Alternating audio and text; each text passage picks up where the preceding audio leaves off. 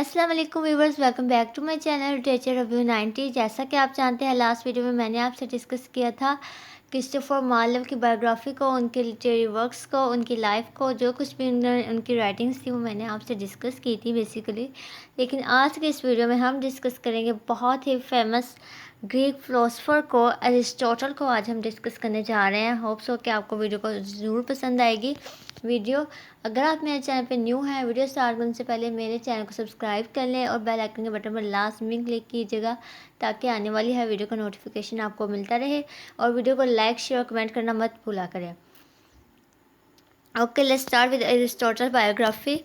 Aristotle is a towering figure in the ancient Greek philosopher, making contribution to logic, metaphysics, mathematics, biology, botany, ethics, politics, agriculture, medicine, dance and theatres. Aristotle जो थे ये एक towering figure थे, ancient Greek फ़िलोसोफर थे, एक कदीम Greek फ़िलोसोफर थे, यूनान फ़िलोसोफर थे एक, जिन्होंने बहुत ज़्यादा कंट्रीब्यूशन की है लॉजिक्स में, मेटाफिज़िक्स में की है, मैथमेटिक्स में की है, बियोलॉजी में की है, बॉटनी में की है, एथिक्स में की है, पॉलिटिक्स और एग्रीकल्चर, मेडिसिन में भी इन्होंने और थिएटर्स में भी इनकी बहुत ज़्यादा कंट्रीब्यूशन रही है। ये ग्रीक फ़िलोसोफर थे। He was a student of Plato, who in turn studied under Socrates. ये प्लेटो के स्टूडेंट थे जिन्होंने सोक्रेट्स से स्टडी की थी खुद। He was more empirically minded than Plato or Socrates and is famous for rejecting Plato's theory of forms। ये बहुत ज़्यादा empirically minded थे प्लेटो और सोक्रेट्स की निस्बत, और बहुत ज़्यादा फेमस हुए थे प्लेटो की जो थ्योरी ऑफ फॉर्म्स थी उसकी रिजेक्शन के लिए, उनकी वजह से। ठीक है, और ये प्लेटो के ही स्टूडेंट से बेसिकली ये एमसीक्यू बहुत टाइम रिपीट हो जाता है कि अरिस्टोटल किसके स्टूडेंट थे। ठीक है, प्लेटो के स्टूडेंट थे। As a prolific writer and polymath, Aristotle radically transformed most, if not all, areas of knowledge he touched. It is no wonder that Aquinas referred to him simply as the philosopher. तो ये बहुत ही prolific writer थे, मतलब कि इनकी यहाँ बहुत ज़्यादा इनको एडमिरेशन दी जा रही है। कहा जा रहा है कि उन्होंने बहुत ज़्यादा नॉलेज क्रिएट की, डिफरेंट टच क्रिएट किया चीज़ों में, डिफरेंट एरियाज़ में। तो इनको सिर्फ फिलोसफर कहना ही इनके लिए काफ़ी नहीं है। In his lifetime, Aristotle wrote many as 2,000 treatises, of which only 31 survives. इन्होंने अपनी होल लाइफ में 200 से ज़्यादा treatises लिखी थी, जिनमें से सिर्फ 31 ही सर्वाइव हो सकी पब्लिश वगैरह हो सकी। मैथमेटिक्स को यहाँ डिस्कस कर लेते हैं, बियोलॉजी को डिस्कस कर लेते हैं और इनकी एथिक्स को डिस्कस कर लेते हैं। Aristotle was the first to classify areas of human knowledge, ये सब एथिक्स में आ जाता है। ठीक है, into different distinct disciplines such as mathematics, biology and ethics. Some of these classifications are still used today. Aristotle जो थे फर्स्ट थे जिन्होंने क्लासीफाई किया था एरिया ऑफ ह्यूमन नॉलेज के जो एरियाज थे उनको डिफरेंट कैटेगरीज में, डिफरेंट डिसिप्लिन्स में, जैसे कि मैथमेटिक्स, बियोलॉजी और एथिक्स में आ जाते हैं।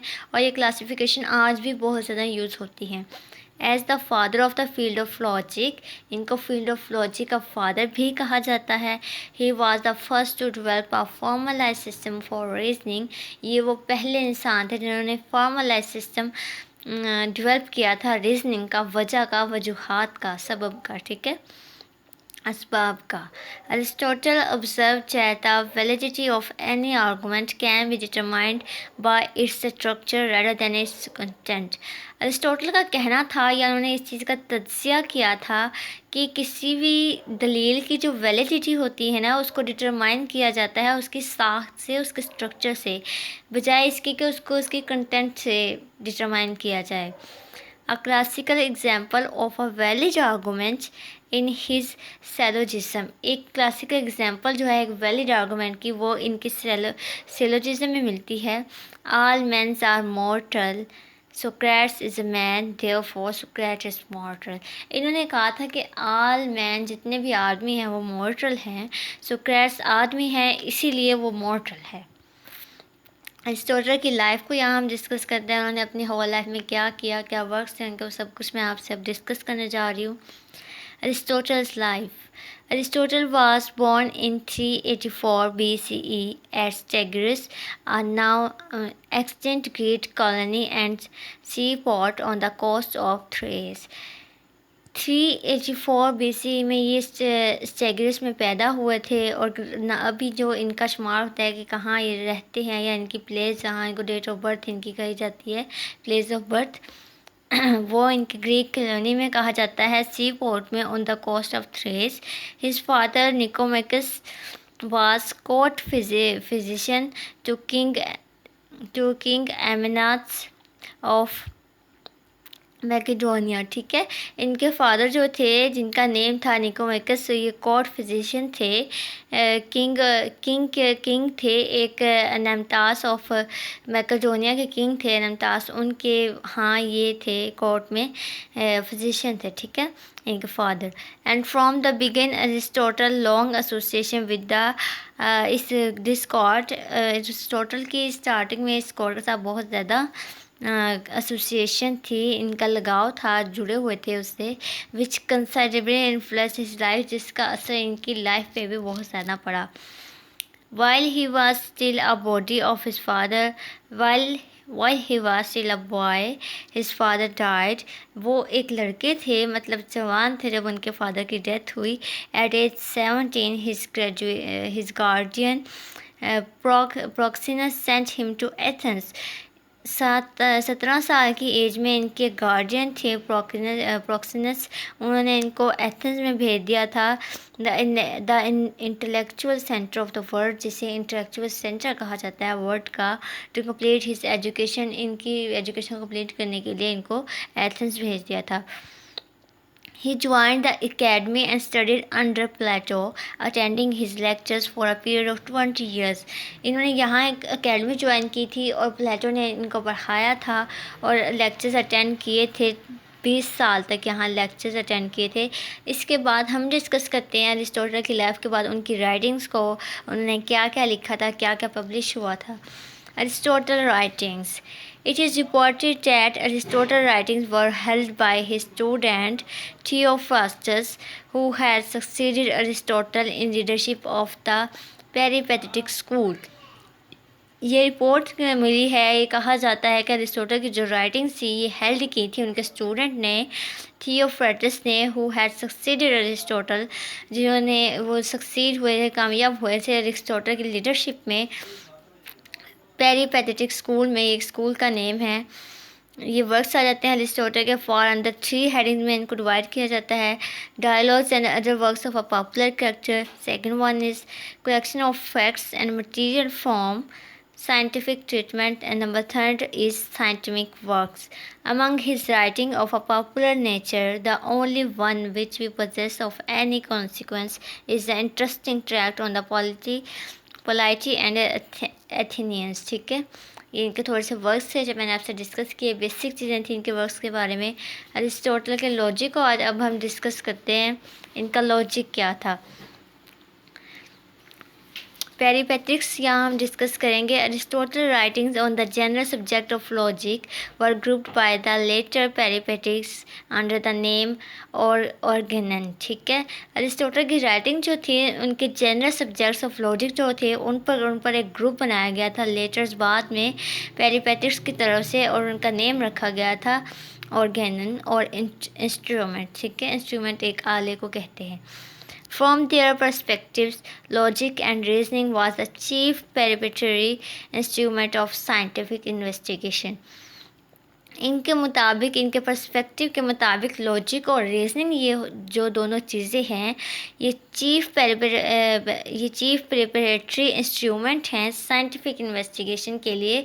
लॉजिक और रीजनिंग जो हैं ये बहुत ज़्यादा अहम रोल प्ले करती हैं, इंपॉर्टेंट रोल प्ले करती हैं, इवन के चीफ preparatory instruments हैं। Aristotle himself, however, uses the term logic as equivalent of verbal reasoning. Aristotle ने खुद ये वर्ड यूज़ किया है logic as equivalent to verbal reasoning। ठीक है, अरिस्टोटल की मेटाफिजिक्स को यहाँ अब हम डिस्कस कर लेते हैं। इसका भी थोड़ा सा आपको इंट्रो दे दूँ ताकि आपको इन सब चीज़ों के बारे में स्टेप बाय स्टेप आइडिया हो जाए। इसमें अनलिमिटेड बिलीव्स आ जाते हैं, मेटाफिजिक्स में रिलीजन आ जाता है, फिलोसफी आ जाता है, फिर इंस्टीट्यूशन आ जाती है, फेथ आ जाती है, रीज़न आ जाती है। फिजिक्स में फिर हम डिस्कस कर लेते हैं, थ्योरीज आ जाती हैं, लॉज आ जाते हैं, ऑब्जर्वेशन एंड एक्सपेरिमेंट्स आ जाते हैं, फिर science. Okay, Aristotle metaphysics. Aristotle editors give the name metaphysics to his work on first philosophy, either because they went beyond or followed after his physical investigations. Aristotle begins by the sketching the history of philosophy.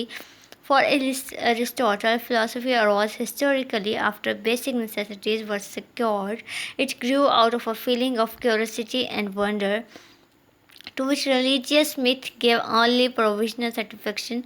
Aristotle के editors ने जो name दिया है इस चीज़ को metaphysics का दिया है, और इनके वर्क्स जो थे फर्स्ट फिलोसफी पे वो सब कुछ फॉलो किए गए थे। फिजिकल इन्वेस्टिगेशन के बाद सब कुछ किया गया है इनका। इन्होंने अरिस्टोटल ने स्टार्ट किया था स्केचिंग से, और हिस्ट्री जो थी फिलोसफी की इनको स्केचिंग से स्टार्ट किया था, और इसको बहुत ज़्यादा सिक्योर भी किया गया है इस चीज़ को। अरिस्टोटल फिलोसफी ऑफ नेचर, इनकी फिलोसफी ऑफ नेचर को डिस्कस कर लेते हैं थोड़ा सा।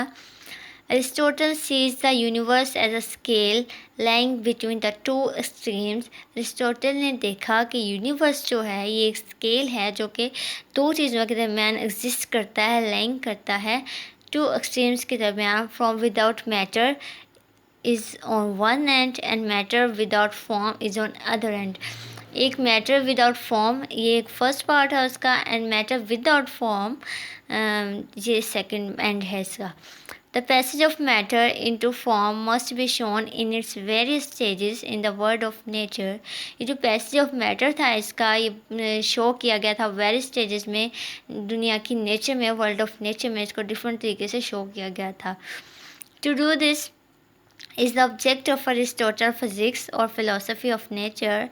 It is important to keep in mind that the passage from form to matter within nature is a movement towards end or purpose. इन सब चीज़ों को करने के लिए अरिस्टोटल के ऑब्जेक्ट्स जो फिज़िक्स की तरफ है, इन सब चीज़ों को करने के लिए फ़िलोसफी ऑफ नेचर को ये बहुत ज़्यादा इम्पॉर्टेंट है। इसे कीप इन माइंड रखना है कि पैसेज जो है मैटर से नेचर की तरफ ये मूवमेंट है, और ये एंड्स हैं और पर्पस हैं इन सब की तरफ, कि इन सब चीज़ों का होना बहुत ज़रूरी है। Everything in nature has its and and function and nothing is without its purpose.